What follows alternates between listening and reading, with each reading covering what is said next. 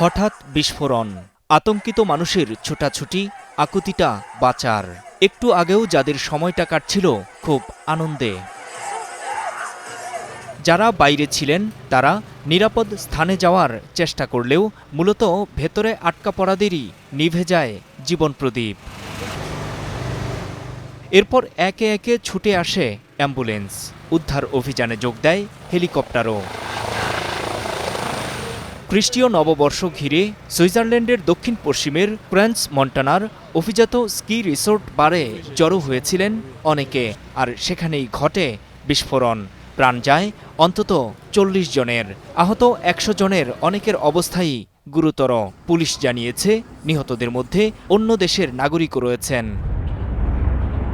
তবে কিভাবে বিস্ফোরণ ঘটল তা এখনও স্পষ্ট নয়। তবে কর্তৃপক্ষ জানিয়েছে এটি দুর্ঘটনা বলে মনে হচ্ছে তাদের, চলছে তদন্তও।